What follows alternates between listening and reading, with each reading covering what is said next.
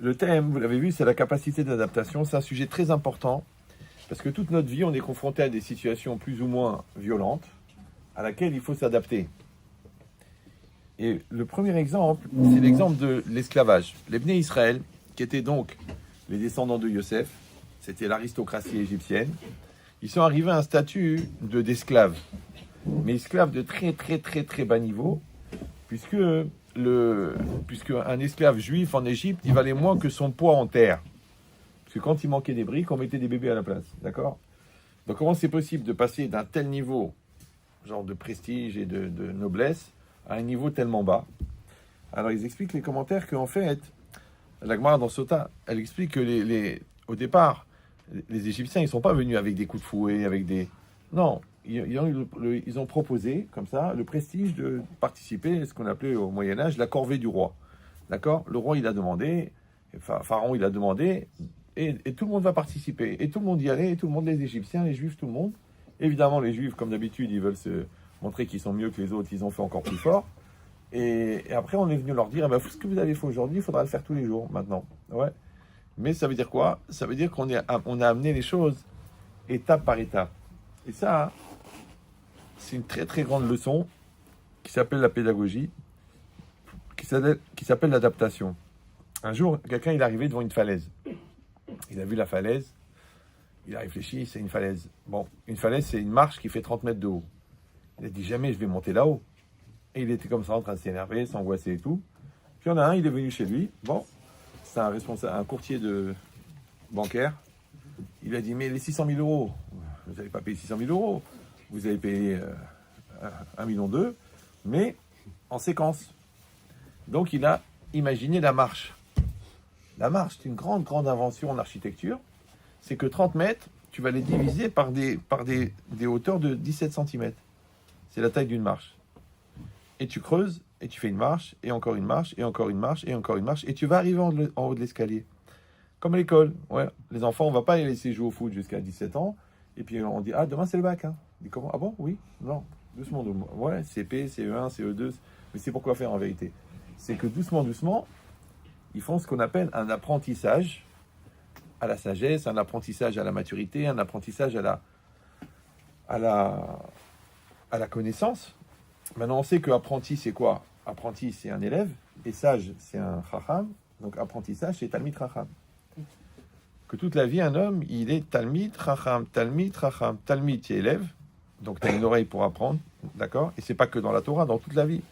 Quand tu es marié, ben, il faut que tu aies une oreille pour apprendre. Parce que si tu n'écoutes pas ton conjoint, ben, tu ne pourrais pas évoluer. Et ça donne un niveau de maturité dans le couple qui s'appelle chacham. Mais après, il y a encore un autre niveau. Il y a encore talmid, il y a encore chacham, il y a encore talmid. Les enfants, c'est pareil. Le premier, tu fais des gaffes, tu fais des lourdeurs. Les premiers Shabbatot, en tant que jeune marié, bon, les chalotes sont à la limite du parpaing, mais bon, il dit rien, ton mari s'est fait blinder l'estomac, parce qu'il sait que tu es en train d'apprendre, tu es en phase d'apprentissage. Oui, c'est logique. Dans cette logique-là, en fait, dans l'apprentissage, la chorma, c'est de calculer la taille de la séquence. Parce que si tu fais une trop grande séquence, donc tu exiges trop de l'enfant, ouais, ou toi-même tu exiges trop, bah, tu vas planter. Si tu mets trop bas, parce que bon, une logique de c'est déjà pas mal, c'est mieux que rien, attends, il y a pire que moi, ouais, donc tu fais rien en fin de compte. Ouais, ça s'appelle le plat pays qui est le mien. Donc, il faut calculer. Parce que si la marche elle est trop basse, c'est fatigant de monter un escalier qui a des marches de 3 cm. Tu vas mourir.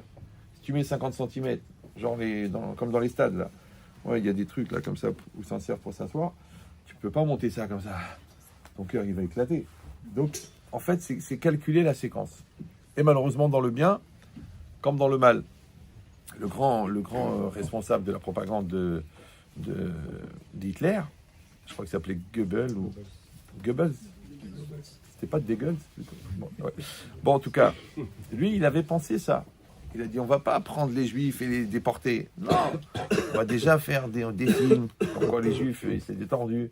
Après, on va leur faire des lois spéciales. Vous sortez de l'école, vous sortez des administrations. Après, vous marchez plus sur le trottoir, vous marchez par terre. Après, vous devenez porter un signe distinctif. Après, vous allez aller dans un quartier spécial, le ghetto. Ouais. Et après, on va leur dire, ben, vous allez aller travailler dans l'Est. D'accord?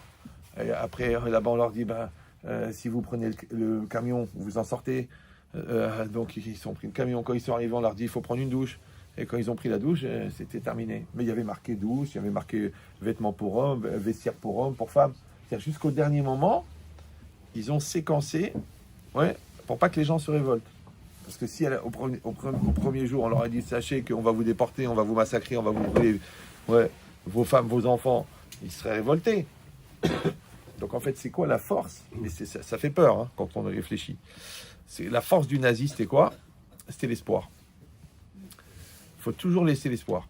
Tant que tu les laisses rêver, tant que tu les laisses espérer, ils ne vont pas se révolter. Ouais. Et d'un autre côté, dans le positif aussi, la seule chose qui nous fait avancer, c'est l'espoir. Ça va? T'espères que ça va s'arranger, t'espères que la maladie, elle va partir, t'espères que le petit va évoluer, t'espères que la paroisse, elle va se truquer, t'espères que le contrôle fiscal, il va tomber à côté des mauvais chiffres. T'espères. Mais on ne peut pas faire autre chose qu'espérer. Parce que l'espoir, c'est quoi? C'est le moteur de la vie. D'accord? Donc c'est comme un peu du combustible. Donc la voiture, elle avance. Pourquoi? Parce qu'il y a de l'essence. Donc la vie, elle ne peut exister que parce qu'il y a de l'espoir. D'un autre côté, on dit un espoir au singulier, désespoir au pluriel. Non, ça a l'air d'un jeu de mots, mais j'ai arrêté à 9 ans et demi. Non, les gens ne comprennent pas. J'ai beaucoup d'humour, mais je rigole jamais. C'est vous qui rigolez. Moi, je rigole pas. Moi. Je suis très, très sérieux. Même un peu trop. Mais bon, ça maintient. La rigueur intellectuelle, ça maintient. Pour compartimenter, sinon tu deviens cinglé. D'accord? Mais l'idée, c'est ça. C'est que d'un côté, on a l'espoir. Et c'est l'espoir qui nous fait avancer. C'est l'espoir de réussir le bac, l'espoir de trouver la fille qui est bien, l'espoir que ça s'arrange, l'espoir que le magasin il marche. Donc on a besoin de l'espoir pour avancer. De l'autre côté, l'espoir, comme c'est un carburant, comment toute la maison elle a pris feu? Parce qu'il y avait de l'essence par terre et le gaz il a fait tout péter. Et il y a beaucoup de vent à Los Angeles. Donc ça brûle. Donc le vent, c'est comme l'espoir. C'est qu'on a besoin d'espoir. Maintenant, le problème, c'est où tu mets ton espoir. Si tu mets ton espoir dans le positif, ça devient une machine de guerre à réussir. Ouais. Mais si tu mets ton espoir dans le négatif, ça devient une machine de guerre à craquer. Vous suivez ou non? Comme des gens, par exemple, qui sont pas bien. Ça existe. Ouais. Aussi, c'est un jeu de mots. On dit une pression, ça va, dépression, ça va pas. Mais la dépression, c'est quoi? C'est l'énergie que tu mets dans ta souffrance. La souffrance, elle se suffit elle-même. Mais quand tu la nourris, toi-même, tu t'écoutes parler, oui, ça marchera jamais, c'est trop difficile, de toute façon, j'ai tout essayé, il est fou, elle est folle. Et mes parents, ils m'ont jamais aimé, mon père, il m'a pas allaité, et le prof de man, il était antisémite. Bon, je sais, c'était à Yavne, mais quand même. D'accord. Donc, si tu nourris ta négativité, donc en fait, tu mets de l'espoir dedans. Alors, c'est quoi l'espoir de la négativité? C'est que quelqu'un va te prendre en charge. Parce que le projet, c'est quoi? C'est l'autonomie. Et c'est quoi le rêve? C'est la dépendance. Comme le bébé, t'es le bébé, t'es tranquille, t'es là, t'es au chaud, t'es pris dans les bras, il y a un sein qui donne du lait. Ah, tu dis quel bonheur. The bonheur. Ouais. Mais en fait, ça s'appelle l'assistanat. D'un autre côté, tu dis il a 15 jours, c'est un peu normal. On va pas lui dire prends-toi en main. Mais quand il a 80 ans, ou même 25 ans, tu dis encore, c'est ton père qui paye le loyer, encore. Encore, c'est ta femme qui assume, c'est ton mari qui fait tout. Il faut avoir l'indépendance. D'accord? Sinon, tu allaites. Tout le monde te dit, mais allaite tes bêtises, allaite. D'accord? Ça veut dire qu'il faut passer à autre chose. Mais c'est vrai que c'est confortable. Et dans confort, il y a fort. C'est pas grave. D'accord? Donc l'idée, c'est ça. C'est qu'on peut se mettre facilement dans une position infantile de recevoir plutôt que d'apporter. D'accord? De se laisser aller plutôt que de se prendre en main. Et c'est ça la tentation. Ça veut dire qu'encore une fois, pour qu'un phénomène dure, il faut investir. Donc si tu vois que ton angoisse elle dure, que tes problèmes est durs, eh ben c'est quelque part tu participes à leur perpétuité. Toujours je raconte cet événement qui est devenu une blague du coup à la fin.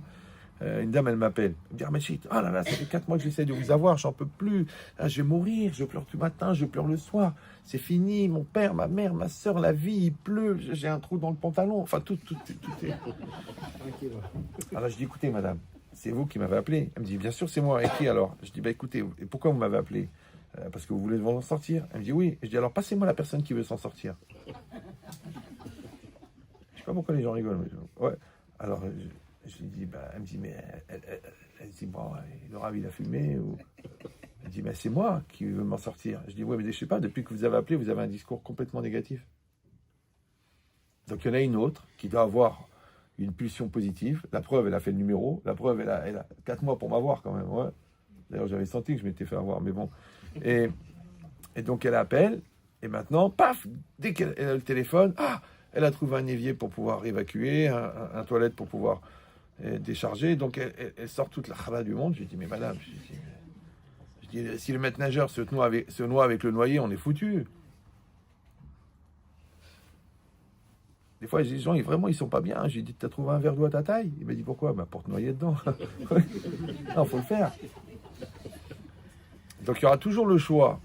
Ouais, maintenant, ce choix-là de se battre, ou ce choix de baisser les bras, c'est un problème d'adaptation. Donc, où tu vas t'adapter à la solution, ou tu vas t'adapter au problème. Si tu t'adaptes au problème, le problème est dur. Parce que tu le nourris. Vous comprenez ou non? C'est comme l'autre, elle me dit, oui, mais la maison, elle n'est pas rangée. Je dis, ben range-la. Ah, c'est pas moi de le faire. Bon, alors elle ne va pas être rangée.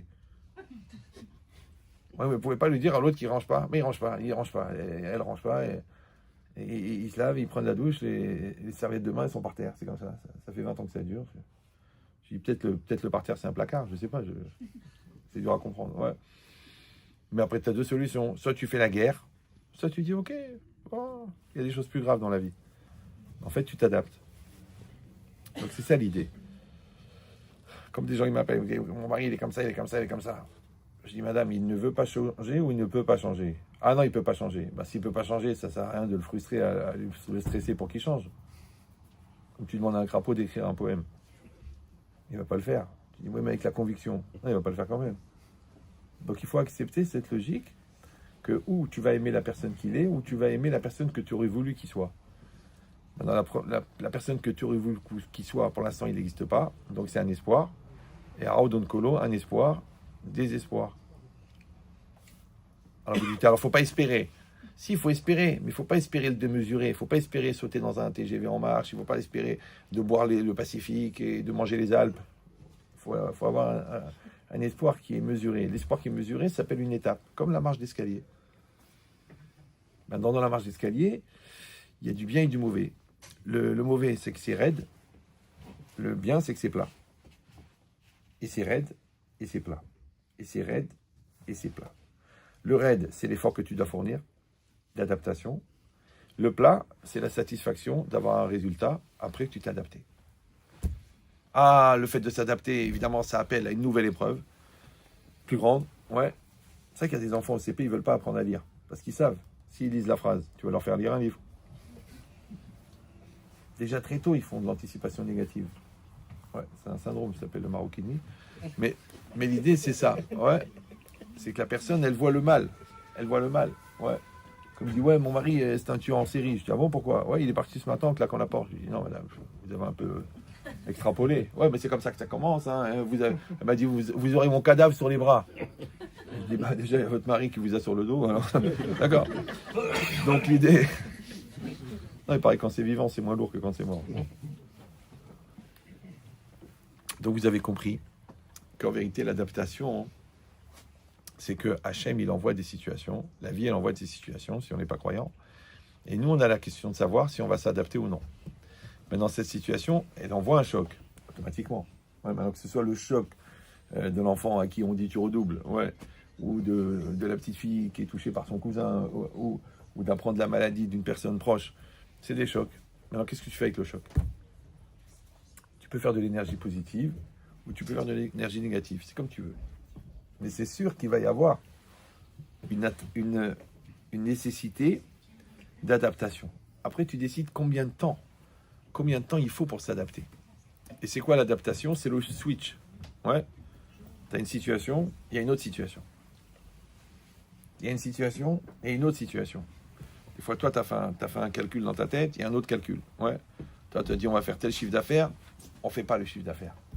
Oui, le mec, il est honnête, Dafayomi et tout, paf, il t'a planté d'1 million d'euros. Tu t'adaptes, ou tu cries, ouais, c'est ça les religieux. Sinon, tu dis, bah, tout le monde peut voler, on sait que la barbe n'empêche pas de voler, au contraire, un peu voiler la face, d'accord? Donc, qu'est-ce que tu vas t'adapter. Maintenant, en philosophie, L'intelligence, elle s'appelle la capacité d'adaptation. Donc vous avez compris que le contraire de l'intelligence, en fait, c'est l'incapacité à s'adapter. D'ailleurs, quand tu fais une grosse bêtise, qu'est-ce que tu dis? Oh là là, qu'est-ce que j'ai été CON. Oh là là, qu'est-ce que j'ai été CON. Oh là là, mais c'est trop. C'est trop CON. Mais CON, en vérité, ça veut dire inadapté. T'as une femme, elle est là, elle t'aime, et tout truc, et toi tu es le brel. Non, je m'en fous, je fais ce que je veux, elle me saoule. Et bah alors, si je veux fumer du shit et je me déchire à l'alcool, et c'est plus un qui-douche, c'est une beuverie. Ok, après tu rentres, tous les Shabbats midi, enfin tous les Shabbats à 15h30, dire votre Shabbat. Elle déjà les gosses ils ont plus faim, tout le monde est parti, ta femme elle pleure, et toi tu dis bon mais c'était pour dire votre Shabbat. C'est sûr. Toi, tu vas aller au Lamaba avec. Il y a Rav Yitzhak Daniel, il y a Rav Yohanan Walker. Ah, c'était Tzadikim, ceux-là. Ah là là, tu vas tous les retrouver. Ouais. Non, il faut décider à un moment, est-ce que c'est de la religion ou c'est de l'alcoolisme? Il faut choisir. Bon, mais c'est il y a une petite, non, une demi-boucha, c'est pas une petite, c'est une grosse. C'est comme ça, ouais. Quand tu bois le whisky à la bouteille, tu dis c'est pour le tzaddik. Non, je crois pas qu'il est alcoolique. Donc toute l'idée, c'est ça. L'idée, c'est que il y a une proposition. Ouais, si on croit en Dieu, il y a une proposition. Et cette proposition, j'en fais du bien ou j'en fais du mal. J'en fais du positif ou j'en fais du négatif. J'en fais une occasion de grandir ou une occasion de faire l'enfant. Parce que c'est ça le choix qui existe. Ou je fais l'enfant, ou je fais la victime, ou je fais la souffrance, ou je fais l'homme. J'assume, je fais ce que j'ai à faire. Et la vie, elle avance. Après, je le dis encore une fois, c'est le switch. Toujours les gens me disent, mais quand même, vous êtes stressé avant le cours? Je suis très stressé. Ah bon? Mais 35 ans d'enseignement. Je dis oui. Mais le jour où tu es plus stressé, c'est que tu es devenu un professionnel. Si tu es devenu un professionnel, c'est ta bouche qui parle, c'est pas ton cœur. Donc les gens, après, ils ressentent rien. Donc il faut que ça serre le ventre, là. Ouais, pour que ça fasse quelque chose chez l'autre. C'est comme ça. Dvarim ayotzi minalev nirnasi l'élève. Ah, l'expérience. Oui, l'expérience, ça sert seulement que tu peux compacter le moment du stress. C'est-à-dire que tu n'y penses pas du tout jusqu'au moment du cours. Et en vérité, dès que tu commences à parler, ça part. Donc, qu'est-ce qui reste? Il reste la fin du stress et le début du cours. Ça veut dire à peu près 1 seconde. Bon, peut-être 2. Mais ça peut durer 3 mois. Les gens, ils s'angoissent 3 mois avant. 3 mois avant, comment je vais faire? Ah là là, j'ai rendez-vous chez le dentiste, et qu'est-ce qui va se passer? Pas se passer, j'ai mal, j'ai truc, j'ai peur d'avoir mal, et truc, et l'odeur déjà du dentiste dans l'escalier, et après je m'assois, et les gens, les voix, ils sont tous comme ça, après tu rentres, tu t'assois, ils te regardent, on dirait Mengele, ouais. Il sort une seringue, tu dis, il va nous traverser le crâne avec, après il te pique, mais il t'a rien fait encore, ouais. Déjà t'as mort, après il sort la fraise, là tu sens qu'il veut vraiment te torturer. En fait, compte, tu as eu mal 54 fois avant d'avoir mal. Comme tu as eu peur 54 fois avant d'avoir mal. Comme tu as eu le souci 54 fois avant d'avoir peur. Donc en vérité, la douleur, c'est une douleur. Mais tout ce qui vient avant et tout ce qui vient après, c'est ce qu'on appelle en hébreu la parchanout. Il faut savoir que avec une goutte de jaune d'œuf, on peut faire une mayonnaise de 1 mètre. Il suffit de la battre. Ouais. Ça, c'est une maladie très grave, malheureusement, qui est très répandue, qui s'appelle le PDT en anglais, et qu'on appelle la prise de tête en français. C'est que les gens se prennent la tête. Toujours ma femme, elle disait ça dans les shurim des femmes. Kan ve'arshav. Voilà, c'est tout. Maintenant, c'est fini. C'est cool. Nekuda. Stop. Il y a un problème? Ok. T'as compris? Ok. Tu rebondis? Ok. Tu dis non, j'ai envie de rester là. Là, je suis bien. Là, je vais mettre la sciure par terre. Je vais m'allonger. Je vais écrire des keynotes de Tisha B'Av sur ma souffrance. Je vais prendre à témoin le monde entier. Non, tu rebondis. Tu tombes, tu rebondis. Tu dis, oui, mais j'aurais préféré ne pas tomber. Ah, non, parce que si tu tombes pas, tu n'as pas d'expérience. Tu dis, oui, mais j'ai du mal à me relever. Ah non, de tomber, c'est pas une invitation à rester sur place. C'est une occasion de rebondir. Donc chaque situation, elle te met en situation de rebondir. Mais le problème, c'est qu'il faut s'adapter. Voilà. D'accord? Maintenant, tu es censé être adapté. C'est quand tu achètes le costume. Il dit, vous faites du combien? Du 44. Ok, tu lui amènes du 44. Ça flotte. Vous êtes sûr que c'est pas un 34? Vous n'êtes pas trompé d'un chiffre? Ah, vous êtes sûr que c'est pas du 64 qu'il vous faut, monsieur? Parce que 180 kilos de charge pondérable, c'est... Ah, bah, tout de suite, vous me traitez de gros. Le costume, il tombe bien, on dit en français. Ouais. Et la vie, qu'est-ce qu'on dit? Ça tombe bien. Maintenant, la vie, c'est un costume sur mesure. Il y a des gens qui pensent que c'est un costume confection. Maintenant, pourquoi le costume confection? Si tu as un copain à Aubervilliers, tu peux le payer 34 €. Pas loin. Bon, il va le revendre 250, mais il le paye directement de Slovénie, 34 €. Et le costume sur mesure, 3000. 3000. Premier essayage, demi essayage, sur couture, après piqûre à la main, piqûre. Tu dis, attends, 3000 €, c'est de la folie. Je te dis, 34. L'idée, c'est ça. C'est que le costume confection, eh ben, les coutures, elles s'ouvrent sur les côtés parce que tu as les cuisses un peu épaisses. Ils s'usent au milieu parce que les jambes, elles frottent. Comme tu as un peu gras du dos, donc... Vous avez dit gras parce que je passais. C'est pas correct. Écoute, je suis en deuil, alors ne dis pas de bêtises. Voilà, merci. Je ne sais plus quoi dire pour éviter les lots. Mais, donc c'est quoi, c'est ça. Donc l'idée, c'est ça. C'est que, ne me dis pas que tu es venu en retard exprès pour faire la blague. J'entendais le discours de Darren, j'ai dit je rentre maintenant. Colle la cavote. Donc maintenant, bah, je crois que je vais faire le cours sur la savlanout. Donc maintenant, l'idée, c'est ça. C'est de dire que la vie, c'est un costume sur mesure ou c'est un costume confection. C'est ça qu'il dit Zéou Achir à Samer Bechelko. Qui est le riche? Celui qui est content de sa part. Alors il dit le Ramban, Mipne chez Zechelko, parce que nous on retient seulement sa mère, qu'il est heureux. C'est-à-dire l'istapek. Ouais, ce que tu as, c'est bien. Non, il dit non. C'est que tu acceptes que c'est toi, c'est ta part. Ouais. C'est ton mari, c'est ta femme, c'est tes enfants, c'est ton corps, c'est ton QI, qui est léger, QI, ouais. Ou non, tu es dans cette logique-là, que tu acceptes que la vie, c'est un costume sur mesure. Tu vois, il tombe bien, là. Paf, oh, tu dis, oh, c'est extraordinaire. Les manches, tout, les épaules, ça, essaye de faire ça. Ah, bah, il te va très bien. Ouais. Il y a des gens, non, c'est pas ça, ça me dérange, un truc, ça, un peu comme ça, c'est ma femme, moi, je fais un truc, les enfants, ils font du bruit. Je vais le manger, j'ai du mal, le Shabbat c'est trop lourd, la synagogue elle est longue, le Sefer Torah c'est en hébreu, enfin toutes les possibilités de se plaindre, d'accord? Tu peux aller chez les libéraux, mais même là-bas c'est en hébreu. Donc l'idée c'est quoi? C'est que en fait, tu n'as pas compris que le fait que la réalité soit adaptée ne veut pas dire pour autant que toi tu es adapté à la réalité. Cette femme elle est pour toi, ce mari il est pour toi. Mais il faut quand même faire du shalom bayit. Les enfants, ils viennent de toi, sauf si tu as un voisin très entreprenant. Ouais. Mais il faut quand même les éduquer. Il faut quand même t'adapter. Et quel est le point commun? Quand on a plusieurs enfants, on comprend ça. Quand on en a qu'un, on ne peut pas comprendre. Mais quand on en a plusieurs, on voit un phénomène bizarre. C'est que le seul point commun qui existe entre tous nos enfants, c'est qu'ils sont tous différents. Tu dis, mais comment c'est possible qu'un rosier, il a fait des artichauts, des choux-fleurs, des tomates, des tulipes? C'est un rosier. C'est bizarre. C'est comme nous-mêmes, nous sommes pluriels. Donc, en vérité, si on était adapté à toutes les facettes de notre personnalité, on reconnaîtrait chez l'enfant toutes les facettes de notre personnalité. Et évidemment, l'argumentaire naturel de l'immature. Ah, mais il n'y a pas que moi, hein. Attends, il y a l'autre aussi, hein. Oui, tu as compris que l'autre aussi doit se poser la même question.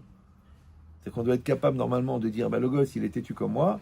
Et l'autre, il va dire, oui, ok, mais il est hypersensible comme moi. Si on est capable, sinon, qu'est-ce que je vais faire? Je vais dire au père, t'as vu, il est hypersensible comme toi. Le père, il va dire, oui, mais d'accord, mais t'as vu comment il est têtu comme toi? Donc, qu'est-ce qu'on fait? On fait un transfert, en vérité, du message. Le message, il est pour moi, et moi, je transfère mon message chez l'autre. Enfin, j'accuse l'autre de son transfert, de son message à lui, et lui, il m'accuse du mien. Du coup, personne ne prend à cœur le message qu'on lui a envoyé, et les lettres qu'on ne lit pas, bon, bah, elles se cumulent. Et quand elles se cumulent, bah, au départ, ça fait des lettres, après, ça fait des avertissements. Après, ça fait des commandements. Ouais. Et après, quand tu arrives à 613 commandements, ça fait des tiers payants. C'est-à-dire qu'il y a des gens qui vont payer pour toi.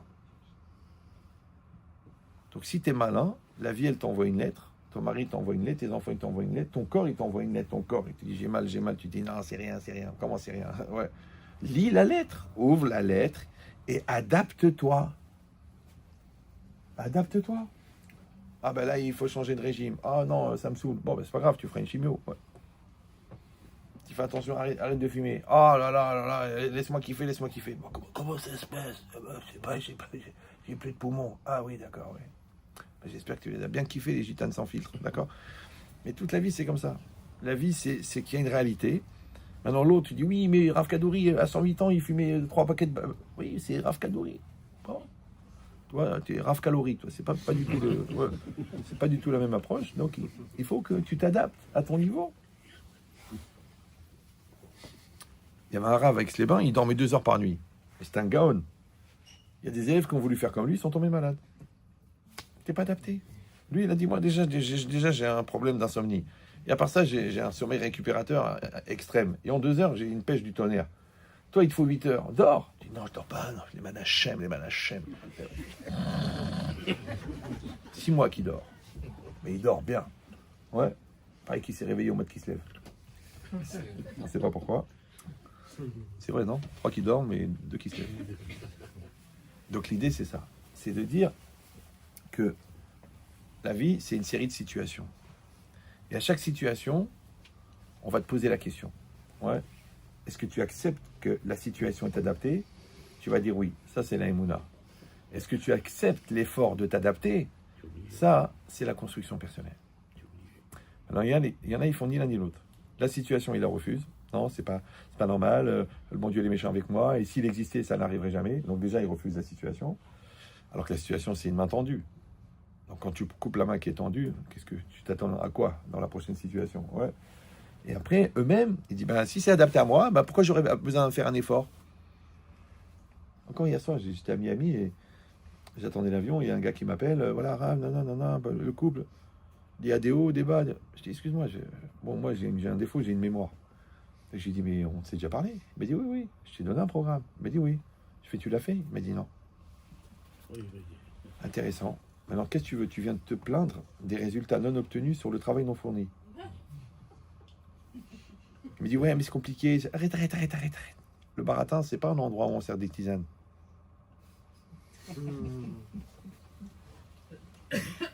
En fait, t'as eu la flemme.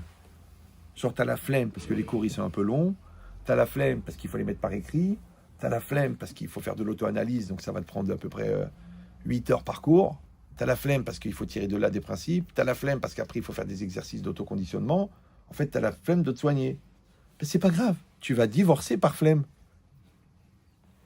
Bah oui. Alors, ce qui est marrant, c'est que tous ces flemmards, là, et ces flemmardes, ouais, quand ils arrivent devant le guet, je suis prêt à changer, je suis prêt à évoluer, je vais prendre sur moi, je vais faire une thérapie, je vais arrêter de fumer, je vais arrêter de truquer, je vais arrêter de me tromper, je vais arrêter de mentir, je vais arrêter de voler. Dans quelle ville tu habites? Toulouse. Toulouse, it's Toulouse. C'est trop tard. Moi, je vous dis un secret. Hein. Ça, je ne l'ai pas lu dans les textes. Mais je l'ai constaté. Et dans constater, il y a staté. Ouais. C'est qu'en général, quand celui qui est dans l'immobilisme et l'obstination, il se réveille une conscience de vouloir faire des efforts, c'est toujours parce que l'autre, qui était toujours prêt à faire les efforts, il n'y croit plus. Vous avez compris, non? Il y a une espèce de vase communicant bizarre.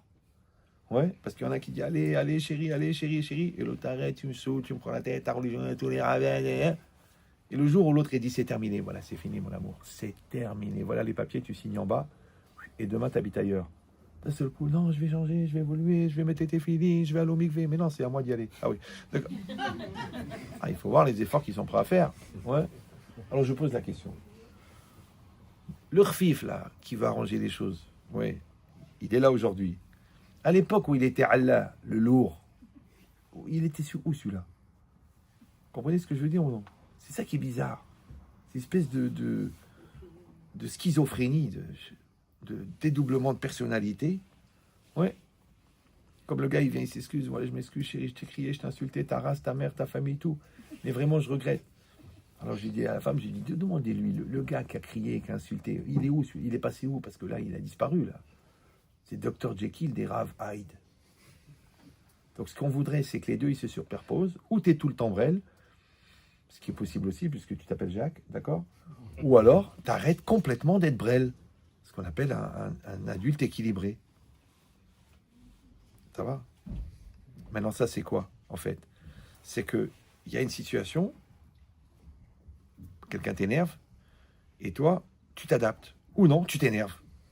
Ouais. Quelqu'un te propose de faire une magouille, tu es sérieux. Hachem, sérieux. Tfilin, Rabinoutam, ta Fayomi et tout. Et l'autre, il vient chez toi, il dit voilà, j'ai des billets de 100 euros à 50 euros. J'ai une société, on a des prix imbattables. C'est TDC, vous connaissez cette société-là? C'est tombé du camion. C'est les moins chers, ceux-là. Ouais, d'accord. Alors, tu veux de la marchandise? Et toi, tu dis Chasvé Shalom, c'est assourd, c'est du recel et tout ça, c'est interdit. Et puis en plus, tu encourages le vol et tout. D'un autre côté, tu dis jamais j'aurai une marge pareille. Donc, qu'est-ce que tu crois, toi? C'est une opportunité de gagner de l'argent? Non, c'est juste un PAC. Un piège à... Mais comment ça se fait que tu as craqué? Bah, tu vas tu lui poses le mec, tu lui dis bon, t'es acheteur. T'es acheteur pour Carrefour. Oui, bien sûr, bah, c'est ça mon métier, tout ça. J'ai 50 personnes qui vont venir. Ok, bon, moi, mon produit, il est pourri. D'accord, il est pourri, il est naze, il est khalada, tu vas avoir un retour clientèle pourri. Mais il se trouve que, je lui mets sur la table comme ça, il se trouve que là, il y a 100 000 euros. Voilà, ils sont pour toi. Comment il est le produit? Magnifique. Je suis choqué de la qualité. Aïe, aïe, aïe, aïe, aïe, aïe, aïe. On dirait qu'ils ont été imprimés ce matin. Ah, t'as raison, c'est des faux. Ouais. Donc, qu'est-ce qui s'est passé? Le shohad. Le pot de vin. Donc là, c'est 100 000 euros. Là, c'est le décolleté de la secrétaire. Là, c'est la gava parce que l'autre, il t'a fait voir un coup de cirage pendant une demi-heure. À Tzadik, à Gadol. Ouais. Donc, j'en peux plus. Il m'a dit que j'étais le Gilgoul de Baba Salé. Alors qu'en vérité, tu es le Gilgoul de ses babouches. D'accord? Mais bon. Donc l'idée, c'est quoi? C'est que la personne, en vérité, elle a eu l'épreuve, mais au lieu de comprendre que c'était une opportunité, elle l'a vécu comme une épreuve. Donc, quand c'est une épreuve difficile, c'est une opportunité de développer la Emouna, elle a craqué. Quand c'est une épreuve positive, ouais, et qu'il s'agit de garder la modestie, hop, il est tombé dans la gava. Tout ça, c'est un problème d'adaptation. Moi, je vois des enfants, des fois, des excités, mais... Je dis, les Tunisiens, ils disent Dieu bénisse. Ça veut dire qu'ils ont des gosses impossibles. Ouais. Mais bon, Hachem, je vois la maman, elle reste calme. Mon chéri, mon truc, tiens. Une fois qu'il jette l'assiette par terre, 8 fois qu'elle lui redonne. Nous, on aurait réglé le problème une fois pour toutes, de manière claire, avec 5 bonnes raisons de lui faire comprendre. L'autre, la patience, là. Pourquoi? Parce qu'elle est adaptée. C'est pour ça que c'est pas ton fils à toi, parce que t'es pas adapté. L'autre, c'est son fils, elle est adaptée. C'est pour ça que c'est choquant de voir que c'est leur fils, ils sont pas adaptés. Donc tu as envie de faire un test de paternité, l'idée, mais bon, c'est que c'est une logique d'adaptation. C'est pour ça que c'est marqué que quand c'est marqué que Avraham Avinu, il a dû faire l'oraison funèbre, le hesped de Sarah, parce qu'elle est Nifteret. Au début de Sarah, c'est marqué Vayavo Avraham l'ispod et Sarah Vilifkota. Il est venu Avraham pour faire le hesped de Sarah. Vilifkota, il a pleuré. Après, il dit Venismecha mitat Sarah le Hakedat Yitzhak. Pourquoi est-ce que dans la paracha d'avant, la Torah a raconté la Hakeda, le sacrifice d'Yitzhak, et juste après, la Torah, elle a dit qu'elle est Nifteret, Sarah.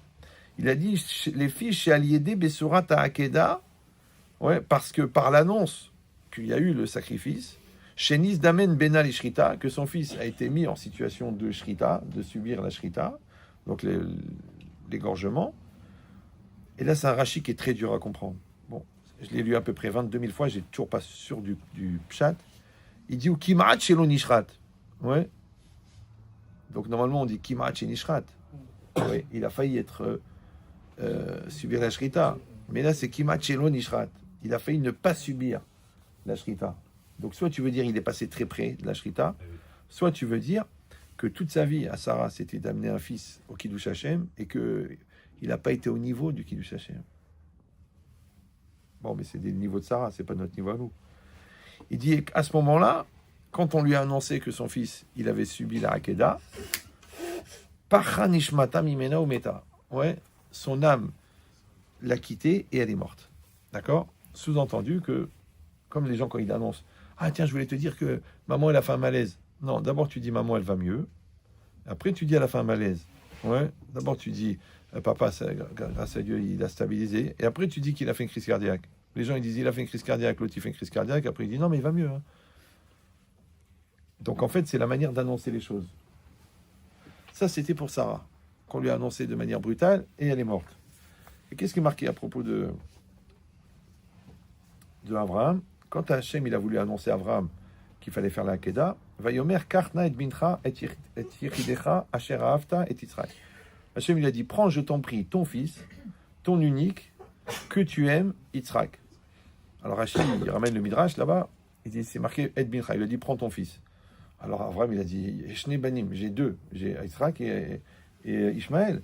Alors il dit et yichidecha, ton unique. Il a dit ze yachid leimo, ze yachid leimo. Celui-là il est unique de Sarah et celui-là il est unique de Hagar. Les deux c'est des fils uniques.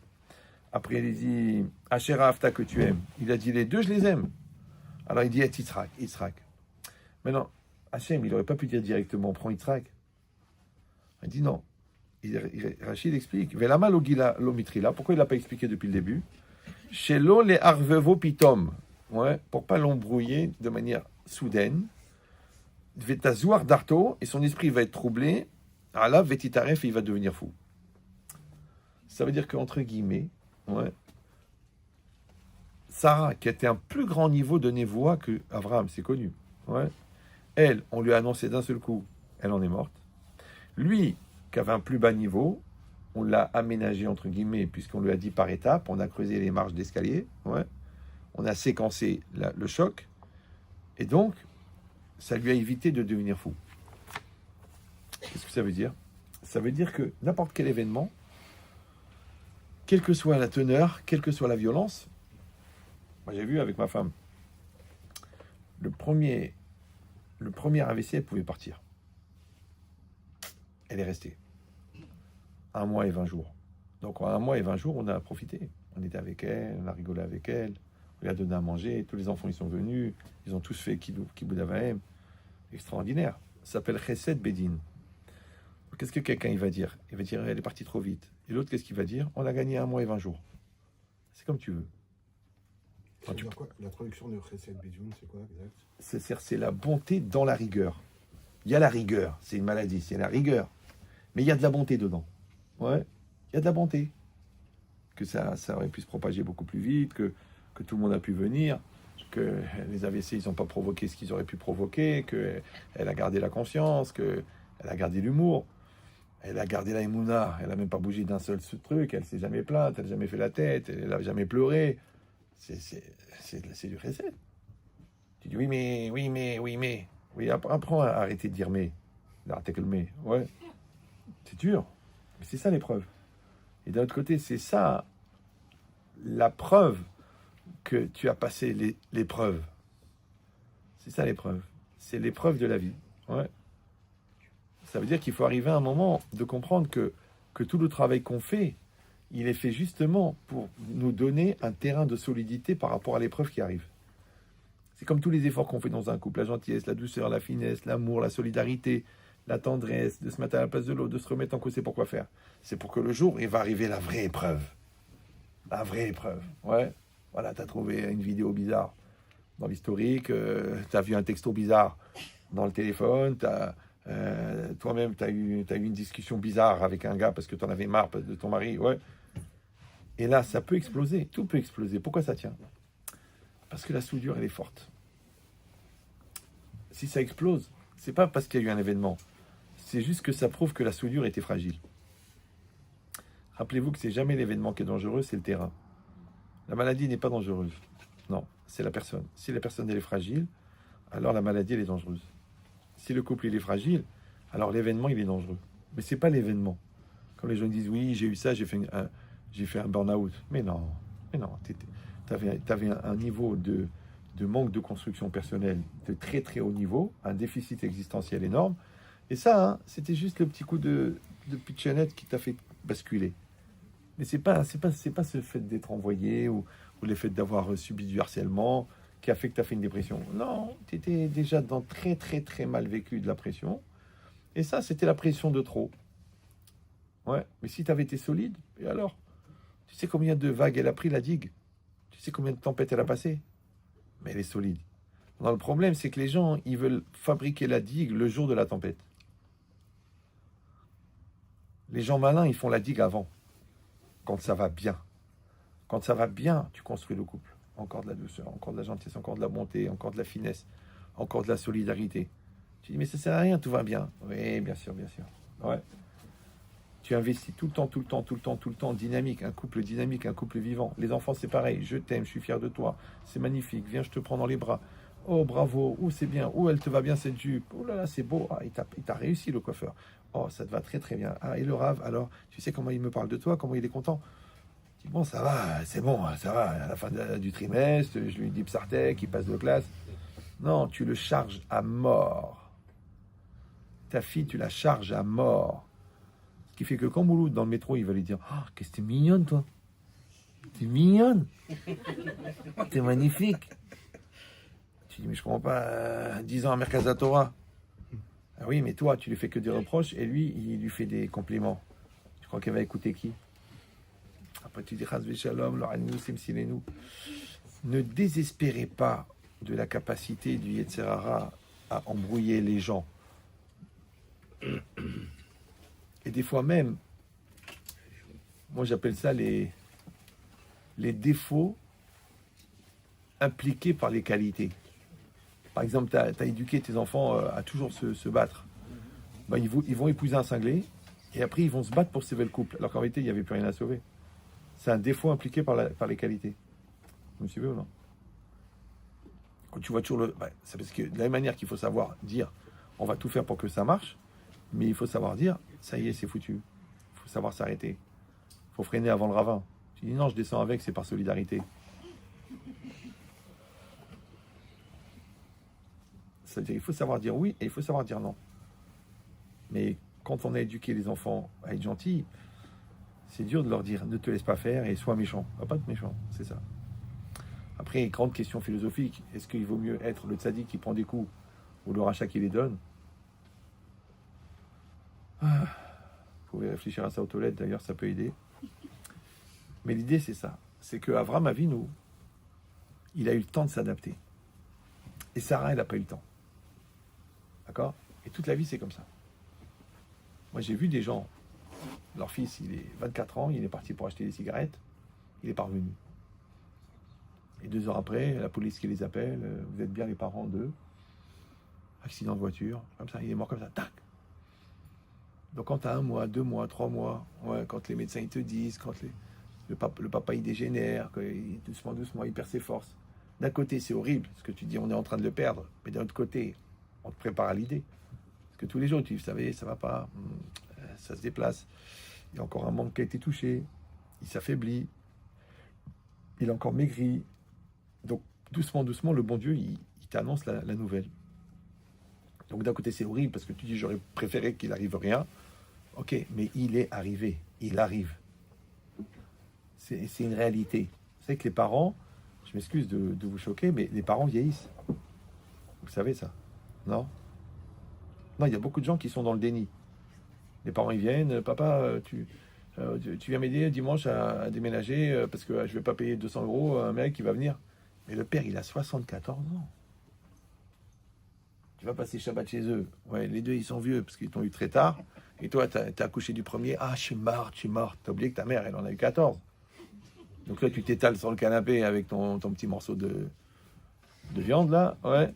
Et eux, ils sont là, en train de faire la salade cuite. Reste, ne bouge pas, ma fille. Bouge, tu veux une tisane? J'en peux plus. L'autre, elle en a eu 14, plus elle a élevé les 8 de sa sœur qui est morte prématurément. Ouais. Et toi, t'en as 2, mais je suis morte.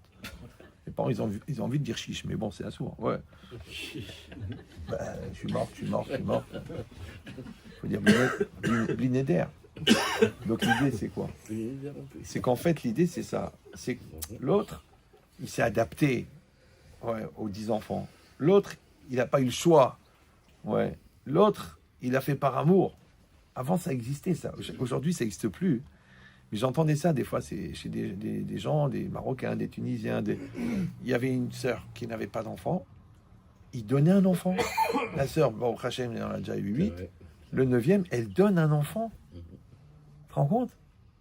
Tu dis, mais c'est son basal, qu'elle crève avec. Qu'est-ce que je te dis? Ouais. Non, tu prends un bébé, tu dis, ma fille, c'est pour toi. Toi aussi, tu as le droit d'être une maman. Tu te rends compte le niveau d'amour? Donc, encore une fois, c'est pas simplement que tu arrives à te séparer de l'enfant. C'est que tu es tellement adapté, tu es tellement en empathie par rapport à la souffrance de la sœur que tu lui donnes le bébé. Et elle sera heureuse, elle sera bien. Et c'était comme ça. Comme, moi, des fois, des gens ils me racontent, ils me disent, bon, vous savez, mes parents étaient très occupés, en fait, j'ai grandi chez mes grands-parents. En fait, quand ma grand-mère est morte, j'ai eu plus de peine que quand ma mère elle est morte, parce qu'en fait, ma vraie mère, c'était ma grand-mère. Ils ont sauté des générations. Ils sont arrivés en France, ils ont créé les magasins de fourrure. Ils n'avaient pas le temps de s'occuper de leurs enfants. Du coup, c'est les grands-parents.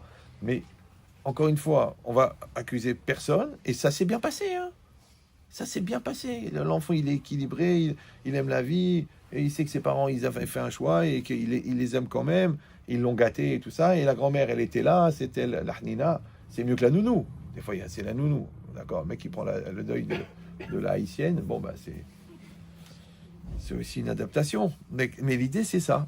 Ouais, l'idée, c'est que Abraham, il n'a pas eu besoin, entre guillemets, il n'a pas eu à être choqué parce qu'on lui a adapté la nouvelle. Donc ça veut dire quoi? Ça veut dire qu'il y a la réalité et il y a moi.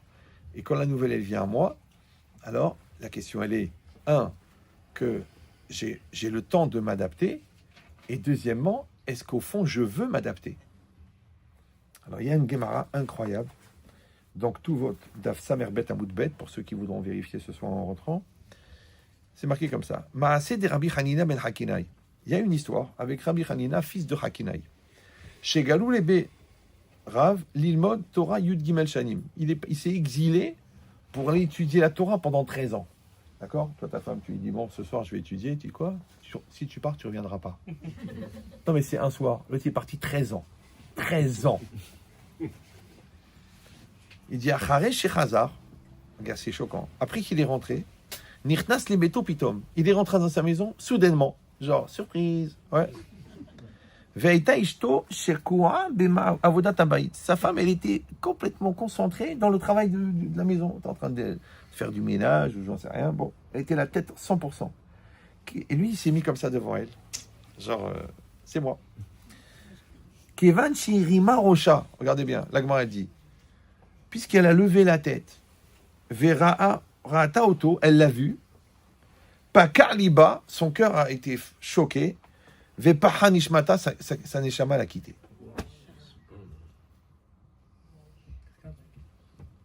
Maintenant, ça, c'est ce qui s'est passé. Mais regardez Rachid ce qu'il dit. C'est incroyable. Pourquoi elle est morte? Ben nous, c'est normal, on dit parce qu'elle ne s'attendait pas à sa présence. Et quand elle a vu, elle était choquée, elle est morte. Non. Regardez bien.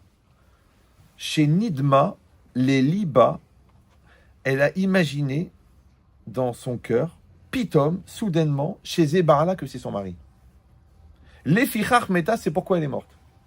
Mais non, elle n'a pas imaginé que c'était son mari, et pas dans son cœur. Elle l'a vu devant elle avec ses yeux. Il est bizarre ce Rashi, non? Bon, en vérité, on aurait pu faire tout le cours sur ce Rashi.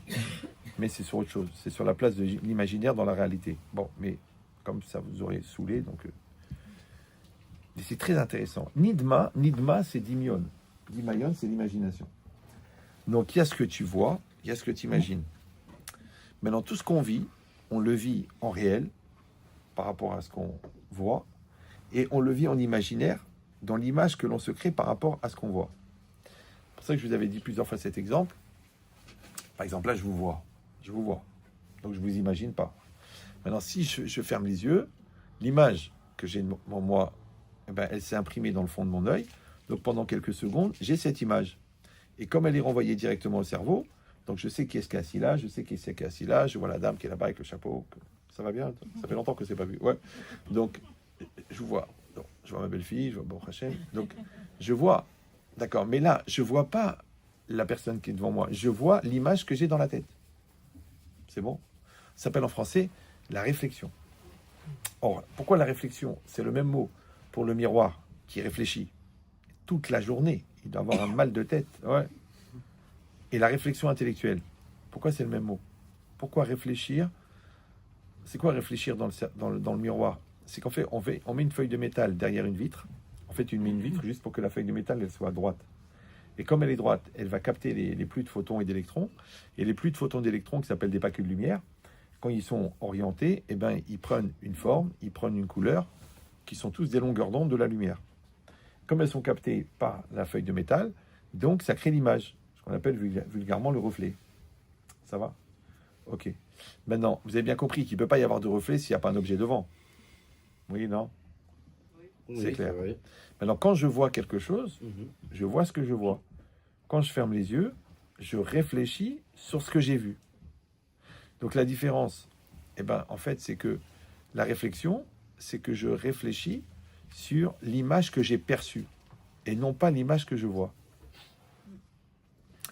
Maintenant, quand je réfléchis sur l'image que j'ai perçue, c'est ma perception personnelle de la réalité sur laquelle je réfléchis.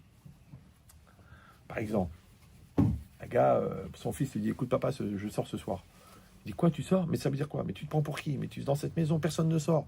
Mais attends, les dangers de la rue et tout. Et c'est un manque de respect. Si tu sors, je t'excommunie, je te déshérite. » Et le fils, il dit « Papa, j'ai 24 ans. » Maintenant, pourquoi tu as eu cette réaction? Parce que ton fils, tu l'as réfléchi à 8 ans. Après, tu étais occupé, le pavillon, les magasins, les restaurants. Et maintenant, tu l'as réfléchi maintenant. Donc, cet écart de non-réflexion, il a créé le choc. Si tu fais des allers-retours perpétuels entre toi et ton fils, donc on dit en français, tu l'as vu grandir. Ouais. Si tu fais pas les allers-retours entre le fils réel et le fils réfléchi, tu l'as pas vu grandir. Tu dis, mais j'ai quand même vu. Non, ça s'appelle voir sans voir. C'est comme si toi, tu es comme ça, et il y a un copain qui passe devant toi.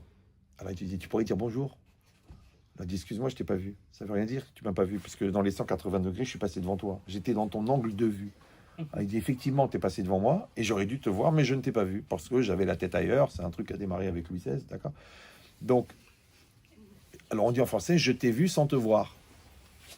Ça va? Je t'ai vu sans te voir. Maintenant, que tu vois pas un gars qui passe, c'est pas très grave. Mais si tu vois pas ta femme qui est triste, ça c'est grave. Si tu vois pas tes enfants qui... C'est très grave, ouais. Si tu vois pas que le client, il est pas content, c'est très grave. Si tu vois pas que le magasin, il part en sucette, c'est très grave. Mais pourtant, tu l'as vu. Tu étais là tous les jours au magasin. Mais tu l'as vu sans le voir. Pourquoi? Parce que ce que tu vois, c'est seulement ce sur quoi tu portes ton cœur. Ça s'appelle en français prendre à cœur. Et le cœur, c'est l'intériorité de la personne. Maintenant, quand ce que tu vois, tu le fais rentrer dans ton cœur, en français, ça s'appelle réfléchir. Maintenant, il y a beaucoup de gens qui vivent sans réfléchir. Ils vivent, ils mangent, ils dorment, ils vont aux toilettes. Bon, espèce de tube digestif, ouais. Tu dis, mais il faut réfléchir. Ah, ça me saoule, ça me prend la tête, j'ai pas les nerfs, c'est de la psychologie, de la philosophie. Moi, je suis quelqu'un de simple, je réfléchis jamais. En fait, j'étais un bovin, mais j'ai été réincarné. Le Rambam, il dit un homme qui réfléchit pas 1 heure par jour à sa vie, c'est pas un homme. Un minéral, un végétal, on sait pas. Mais c'est pas un homme. Ouais. C'est normal. Parce que réfléchir, en fait, quand c'est quoi réfléchir? C'est prendre du recul par rapport à ta réalité. Je donne le même exemple, je m'excuse pour les redoublant. Une fois, j'avais un gars comme ça, et il vient en rendez-vous et tout. Il dit, ouais, bon. Je laisse parler. Après, je dis, vous savez lire? Il me dit, comment je sais lire? Mais enfin, monsieur, je suis diplômé en littérature anglaise. J'ai lu plus de 20 000 pages de toutes les œuvres littéraires anglaises, classiques, modernes et tout. Je dis, donc, vous savez lire? Il m'a dit, oui, bah, évidemment. Voilà, bon. J'essaye de prendre un air pathos, mais j'y arrive pas. Bon. Alors, je lui dis, bon, si vous savez lire, vous allez réussir à lire ça. Et moi, je prends la feuille, je lui colle comme ça. Je dis, allez-y. Ils ont honte des rabbins, les gars. Ouais. Bah, écoutez, alors, vous savez lire ou non, monsieur, 20 000 pages? Et là, il donne la phrase incroyable, la plus violente de toute sa vie. Il dit, oui, mais je manque de recul. Eh ben, la voilà, l'intelligence. Oh là là, 44 ans pour arriver à ça. Tu manques de recul. Or, la réflexion, c'est un recul. Parce que ce que tu vois, c'est direct. Quand tu réfléchis, tu es dans le recul. Tu as l'adulte au-dessus qui gère ce que l'enfant réagit. D'accord? Donc, c'est le recul. Si tu n'as pas le recul, oui, et ben automatiquement, tu prends tout au premier degré. Et tu réagis comme un enfant. Et tu gères pas la situation. Et tu vas passer ta vie à regretter. Et tu casses et tu répares. Et tu mens et tu t'excuses. Et tu rigoles et après tu pleures. Pourquoi? Parce que tu manquais de recul. Alors, c'est quoi le recul? Ben, c'est le moi raisonnable qui a du recul sur le moi gamin. Le moi gamin, on l'énerve, il s'énerve. Le moi raisonnable, il dit, écoute, il y a un gars qui m'énerve, mais je ne vais pas m'énerver. T'as compris ou non? Bon, j'ai vu que la fille, elle est mal habillée, elle est trop maquillée pour son âge, quand même 8 ans et demi. Je la prends, je lui dis, écoute Myriam, ah non, maintenant c'est Jennifer. Bon, d'accord. Écoute Jennifer, parce que je n'y fais rien de ma vie, donc ouais. Donc, écoute Jennifer, écoute, tu sais que tu es une bâtisse Israël, Hachem il est fier de toi, tu es une sadéquette, peut-être tu vas avoir le Mashiach. Je pense que l'image que tu donnes de toi, elle n'est pas vraiment à la hauteur de tes projets, de tes ambitions. Comment tu l'aimes, ta Mora? Ah oui, je l'aime. Pourquoi tu l'aimes? Parce qu'elle est pure et parce qu'elle a que des bonnes pensées. Et puis, elle fait la bracha avec la kavana. Je dis, maintenant, tu penses bien. Tu l'emmènes devant un miroir, tu penses bien à ta Mora, tu penses bien à la rabbinite, tu penses bien au tzadikim. Oui, vas-y, oui. Maintenant, ouvre les yeux. Ah! Voilà. D'accord? Ce qu'on appelle en psychologie le TVTG. C'est un syndrome. TVTG, t'as vu ta gueule? Ouais. Donc, t'as tout compris, là. C'est pas la peine de faire des démonstrations pendant 4 heures. T'as pensé au tzaddik, t'as vu ta gueule. Moi, toujours les enfants, ils m'appelaient, ils me disent, papa, j'ai vu un pantalon, un truc, j'ai vu une gabardine, je peux l'acheter? Je dis, c'est très simple, mon fils, tu peux la mettre à me braques ou non? Elle me dit, ah non. Je dis, bah alors pourquoi tu veux l'acheter là? C'est clair. Alors si tu t'imagines à Monaco, tu dis, ah ça passe bien. La vérité. C'est super. Ok. Même les bras, tu dis non, c'est pas la bonne couleur. Mauve quand même, c'est pas un truc qu'on met à la sortie de Pognovitch, d'accord. Toute la vie, c'est des référents. Mais tu as compris que Bnei Brak, c'est le référent de la gabardine. Vous comprenez ce que je veux dire ou non? La tronche de la Mora, c'est le référent. L'équilibre, le shalom bayit des parents, c'est le référent du shalom bayit des enfants. C'est ça que les gens ne comprennent pas. Tu te prends la tête, tu t'énerves, tu stresses, tu gueules, tu fais tes crises et tout. Mais c'est ça qu'ils reçoivent les enfants. Mais après, quand tu as 60 ans et qu'il vient te voir, il dit, papa, je dors à la maison ce soir parce que je me suis engueulé avec Myriam. Mais pourquoi tu t'es engueulé, mon fils? Quoi? Tu regardes, tu dis, mais d'où il sort ce mal? Le fruit ne tombe jamais loin de l'arbre. Les pommiers font des pommes, les khmariers font des khmar. Donc toi, tu dis, moi, je veux une pomme, je veux pas un khmar. Alors vas-y, deviens un pommier, et il va y avoir des pommes. Un poirier, bon là, il y a un côté poire. Ouais, mais c'est ça l'idée. Que l'idée est que tu as compris ce que tu t'imagines et ce que tu vois.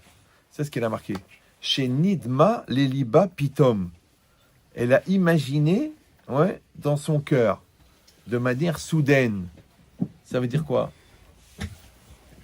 Là, il y a une chaise là. Ouais.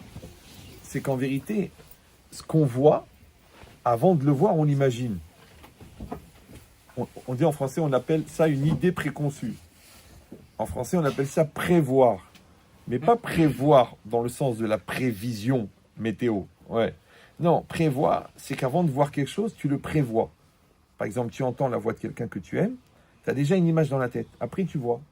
Et tu entends des talons qui marchent, hop, tu t'imagines quelque chose. C'est la secrétaire que... Ouais. Donc, toute l'image que tu vas créer dans ta tête, dans l'imaginaire, avant de voir la réalité. D'ailleurs, c'est une vraie question. C'est est-ce que tu réagis à ce que tu vois ou tu réagis à l'image que tu t'es créée avant de voir? Vous voyez ce que je veux dire ou non? Comme par exemple, des fois, il y a un phénomène. Tu vois quelqu'un, de loin, comme ça. Tu vois quelqu'un. Il est de dos, il marche doucement. Tu l'as pas reconnu encore. Ouais. Mais tu sais qui c'est. Après, il se retourne. Ah, je savais. Ah, c'est David. Ah, je savais. Ouais. Mais comment tu savais? Tu l'as pas reconnu. Donc, ça veut dire que ton intériorité, ton mazal, l'ange protecteur, le subconscient, il voit des choses avant que tu les vois. Ça s'appelle le lève, le cœur. Rashi, il appelle ça Veli biomerli, mon cœur me dit. Par exemple, quand vous allez chez des tzadikim, c'est un phénomène bizarre. Ouais. Dans le Rav, un grand tzadik, il a les yeux fermés. Tu rentres, tu dis Shalom, Rav, tu dis Machem, tu lui dis Chaim Ben Eliyahu. Refouach Shelema. Tu dis non, je suis venu pour la parnassa. Il dit Refouach Shelema. Après, tu dis bon, le Rav, il a rien compris, je crois qu'il est trop vieux. Après, un mois après, tu as des douleurs, tu fais un scanner, il dit ah, vous êtes venu à temps parce que la tumeur, elle démarre. Alors je vous donne le secret. Le scientifique, il ressent ce qu'il voit.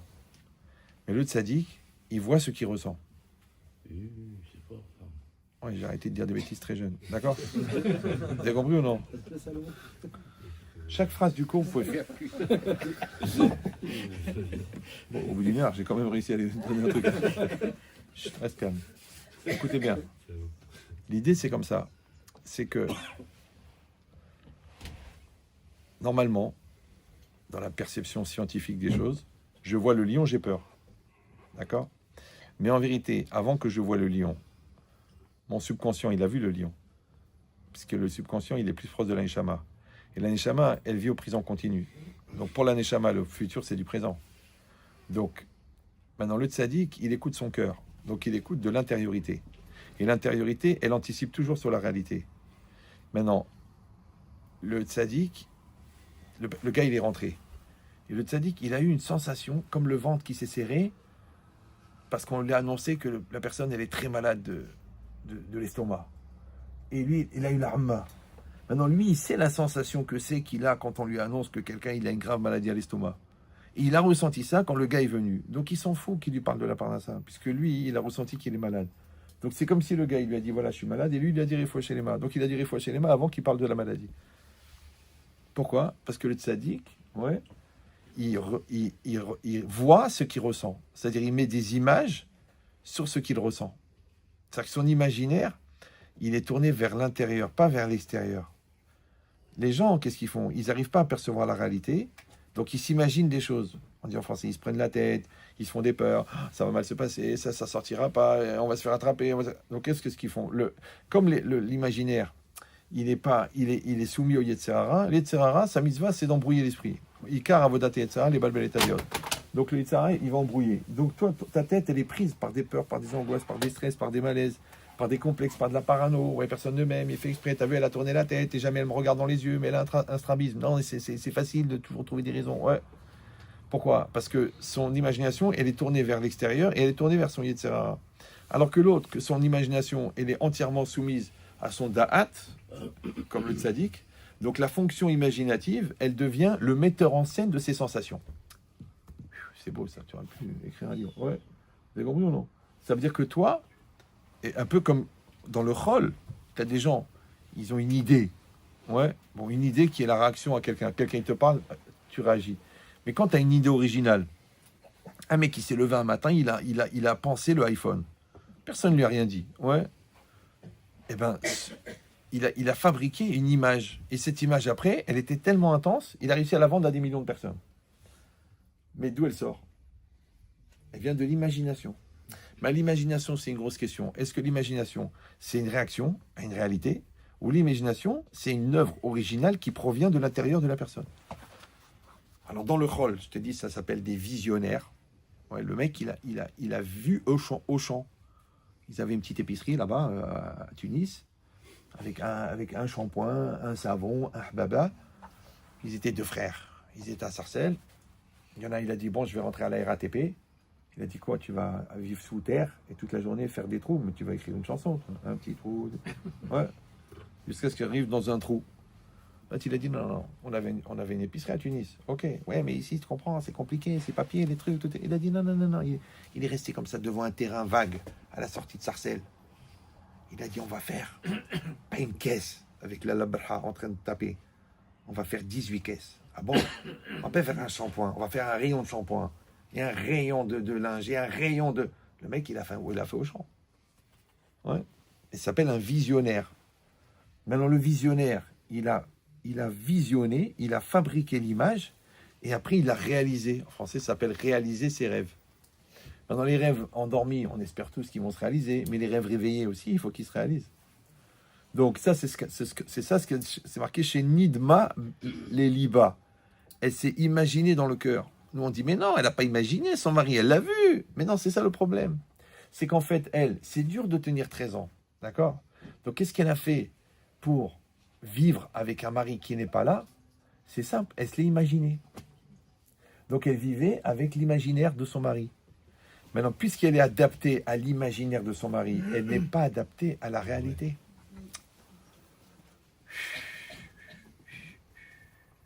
De la même manière, quand tu es bien dans la réalité, tu es bien, tu es assis à table et tout, et d'un seul coup, vous faites comme dans les films d'horreur. La la la la la. L'autre, il ouvre la porte. Ah, il se retourne. Ah, ouais. Pourquoi il craque? Parce qu'il ne s'attendait pas à. Ouais. Donc c'est ça le problème. C'est que quand tu es dans la réalité, c'est l'imaginaire qui te frappe. Mais quand tu es dans l'imaginaire, c'est la réalité qui te choque. Comme c'est marqué aussi dans Parashat Kitavo, que quand ils vont venir les ennemis et qu'ils vont organiser la souffrance et les massacres, vous ne croirez pas ce que vos yeux vont vous montrer. C'est que les gens dans les camps de la mort, ils disaient, mais attends, on est au XXe siècle, ils s'amusent, ils prennent des bébés par les pieds, ils leur éclatent la tête contre le mur. Ils font marche arrière sur un groupe de personnes. Ouais, ils les mettent dans une boîte avec du gaz. C'est que les gens, dans les chambres à gaz, avant de mourir étouffés, ils devenaient fous. Vous êtes au courant, non? Non? Ouais, il faut sortir un petit peu. Il n'y a pas que la yeshiva. D'accord? C'est quoi juste avant? Moi, j'avais vu un reportage. Il montrait le plafond de la chambre à gaz. Il y avait les marques des ongles. Alors, je rappelle, pour marquer le béton avec les ongles, ça fait mal. D'accord? C'est que les gens, ils ont arraché le béton avec les ongles. Pourquoi? Parce qu'ils disaient, attends, on est au XXe siècle, 1940, ouais. On est dans une boîte. Il y a des mecs qui mettent du gaz et on va mourir tout nu dans cette boîte. Donc l'idée, elle est insupportable. Donc les gens devenaient fous. Ils essayaient de sortir. Ils se montaient les uns sur les autres parce qu'ils voulaient un peu d'air, parce que le gaz, il descendait, donc ils voulaient avoir un peu d'air en haut. Ouais. Et ils sont devenus fous avant de mourir. Ça va? Ben, si vous réfléchissez, pour ça, c'est un cas extrême, bon, qui vous a tous ému, je comprends. Mais dans la vie, c'est pareil. Ouais, quelqu'un, il a tout misé sur le magasin. Il a tout misé sur le magasin. Le magasin, c'est sa vie. Il se lève à 6 h du matin. Il s'endort avec les bilans. Il se réveille avec les stocks. Il fait le débriefing. Il n'a plus de famille. Il n'a plus d'enfants. Il n'a plus de femme. Il n'a plus rien. Il a le magasin. Ok, kol hakavod. Manque de peau, dépôt de bilan. Et bien, le mec, le jour où il apprend le dépôt de bilan, il fait une crise cardiaque. Pourquoi? Parce que qu'est-ce qui le rattachait à la vie? Le magasin. Donc, quand tu lui enlèves le magasin, c'est comme si tu débranches l'assistance respiratoire. Il va mourir. C'est pour ça qu'on dit que Shata Kovea et Taïkar, Atakofea Kovea et Tatafel. Lorsque tu fixes l'essentiel, tu fixes le superficiel. Et il faut se poser la question régulièrement. Qu'est-ce qui est important pour toi? Qu'est-ce qui est important? Parce que si l'important c'est du superficiel, fais attention. Parce que tu deviens dépendant. Et dans le dépendant, il y a une logique un peu d'appel au trafic, au chantage émotionnel. Soit tu es vraiment dépendant du compliment de l'autre. Fais attention parce qu'il va se servir de cet appel de compliment. Il va faire de toi ce qu'on appelle un mendiant de l'amour. C'est un syndrome qui a été développé par un grand psychologue qui s'appelait Enrico. Et parce que tu vas être toute la journée, dis-moi que tu m'aimes, montre-moi que tu m'aimes. Un mot et l'autre, non. Non. Ou alors. C'est-à-dire que le gars, il fait une déclaration par an et c'est une déclaration d'impôt. Ouais. Pourquoi? Parce que tu es dépendant, donc l'autre, il n'a pas envie de donner. T'as compris ou non? Parce que c'est tes parents, alors tu n'as pas envie de dire merci. C'est puissant, ouais. Parce que c'est un religieux, alors tu ne veux pas écouter. Mais le goy, il te dit, mais votre rabbin, ce qu'il dit, c'est beaucoup plus intelligent que ce que j'enseigne. Mais tu ne veux pas l'écouter parce que c'est un rabbin. C'est que les a priori, ils font que toi, tu t'es imaginé une chose. On t'a eu un choc parce qu'à l'époque, au Talmud Torah, en 54, il t'a tapé sur les ongles. Et maintenant, jusqu'à la fin de ta vie, le rabbin, c'est un tordu. Mais ça, c'est de l'imagination. Parce que le réel, après, tu as rencontré des gens très intelligents. Et non, parce que tu es resté dans l'imaginaire. Ça veut dire que tout ce que tu prévois, c'est dans l'imaginaire, mais aussi ce que tu vois, c'est aussi de l'imaginaire. Si tu n'as pas un da'at, tu n'as pas un esprit, tu n'as pas ce qu'on appelle un intellect actif, très puissant, pour réussir à rester dans le réel. Tout de suite, on dit en français, où elle part ta tête? Où elle part? Où tu vas? Reviens. Ouais, mais ça, si c'est comme ça, alors ça marchera jamais. De toute façon, tu m'as jamais aimé. Où tu vas? Je t'ai juste empêché de sortir ce soir. De toute façon, vous m'avez jamais aimé. De toute façon, vous êtes des parents indignes. De toute façon, vous vouliez pas de moi. Mais chérie, si on voulait pas de toi, avec ta mère, on se serait préservé hâtivement de ta naissance. Avec un préserve hâtif. Non, Alors pourquoi l'enfant il part là-dedans? Parce qu'il est jeune, parce que c'est un gamin, parce qu'il est frustré, parce qu'il a personne à l'intérieur pour assumer, parce qu'il ne veut pas accepter la réalité. Donc tout de suite il transfère, il accuse quelqu'un. Mais cette accusation, elle est dans l'imaginaire. La preuve, c'est qu'après, je m'excuse des mots que j'ai dit, ça a dépassé ma pensée, c'est pas ce que je voulais dire. Je me rends compte combien vous m'aimez, combien les parents de mes copains, c'est tous des cas sociaux et que vous êtes normaux. Mais il a quand même dit, il a quand même fait. Pourquoi? Parce qu'il était dans l'imaginaire. C'est ce qui est marqué ici. Chez Nidma, Leliba, Pitom chez Zebarala. Parce qu'elle s'est imaginée, d'accord, de manière soudaine, que c'est son mari. Alors encore une fois, on dit, mais elle n'a pas imaginé, elle l'a vu. Oui. Mais le problème, c'est qu'elle s'était tellement conditionnée à son absence que sa présence était insupportable. C'est bon? Comme l'autre, il s'est tellement conditionné à la présence que l'absence est insupportable. Ça, j'ai vu ça aussi, ça. C'est aussi un chesed dans le dîn. Ouais. Bon, moi, je voyage beaucoup. Ça fait une vingtaine d'années. Donc, avec ma femme chérie aussi, il y avait beaucoup de distance, il y avait beaucoup de voyages, il y avait beaucoup d'absence, il y avait beaucoup de Shabbat où j'étais pas là. Mais d'un autre côté, on a gardé le lien très fort. Au téléphone, et quand je venais, c'était très intense, c'était toujours très fort, c'était très intime. Donc, en vérité, ça nous a permis de supporter, entre guillemets, la distance. D'accord? Après, bon, elle a quitté le monde physique. Mais entre guillemets, quand j'étais aux États-Unis, je voyais sa photo devant elle, parce que moi, je suis toujours avec elle, elle est toujours avec moi. Ça veut dire que quand on a créé la proximité de l'esprit, la proximité du cœur, la proximité physique, elle devient 2%. C'est pour ça que quand on se marie, on est tout excité, on veut se frotter, on veut toucher toutes les parties du corps de l'autre, parce qu'on est très jeune. D'un au fur et à mesure qu'on grandit, je vois bien que les capacités, elles baissent, mais entre-temps, il y a eu une compensation, que la complicité psychologique, elle compense la proximité physique. Alors les gens, ils trichent. Ils ne créent pas de proximité psychologique et ils prennent des petits cachets bleus pour garder la proximité physique. Donc en vérité, ils restent dans la superficie. Refais le haut, refais le bas. Ouais. Et ils perdent. Et ils perdent l'aspect le plus important du couple, c'est l'aspect psychologique. Comme un enfant, il y a l'aspect spirituel, comme un enfant, quand il est petit. Ouais. C'est très physique. Tu le prends dans les mains, tu le trucs, tu laves, tu enlèves la caca, tu enlèves la hnouna, tu l'habilles, tu changes la couche. Mais après, il grandit. Quand il a 17 ans, tu dis, allez, vas-y, David, va dans la douche, je te rejoins. Tu dis, non, maman, non, je me lave tout seul. Ouais. Par contre, là, il faut lui parler maintenant. Assis-toi, qu'est-ce qui se passe, qu'est-ce que tu as dans la tête, qu'est-ce que tu veux faire plus tard, comment tu grandis, comment tu penses, comment tu évolues, comment tu ressens la religion. Donc, tu baisses, c'est une courbe, tu baisses le physique, mais tu augmentes le rapport adulte psychologique.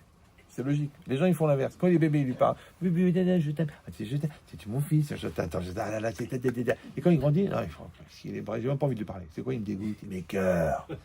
Mais Ahmad, un imbécile, il a atteint l'âge bête. Ouais, il a toute la génétique de la belle famille, d'accord? Non, c'est une image, c'est beaucoup plus grave, d'accord? Donc maintenant, c'est quoi l'idée? C'est qu'en fait, le Yetzer Hara, de faire de la psychologie avec les bébés, et le Yetzer Hara, de ne pas faire de la psychologie avec les adultes, avec les adolescents. L'enfant, il est de Midbar, c'est Médaber, il faut lui parler dans le désert. Ça, tu dis, j'ai pas envie de lui parler. Vous savez comment il m'envoie balader, et puis il croit qu'il a tout compris, et puis pour qui il se prend, il a qu'à se planter, là il reviendra. Non, il t'écoute pas et tu lui parles. Il fait la gueule et tu lui parles. Il te dit qu'il veut sortir et tu lui expliques, il faut rester. D'accord? Toi, tu fais ton rôle de père, parce que père et mère, c'est repère. Le père, c'est le repère, la mère, c'est l'amertume, parce que c'est ta mère. C'est pas grave. Bon. Ils disent les Tunisiens qu'on n'a pas besoin de mettre du maror à table le soir de Pessah parce qu'il y a l'amertume juste en face. C'est une image, hein. Ouh là là. C'est vrai que c'est une synagogue marocaine, j'ai failli oublier. D'accord? Mais l'idée, c'est ça. L'idée.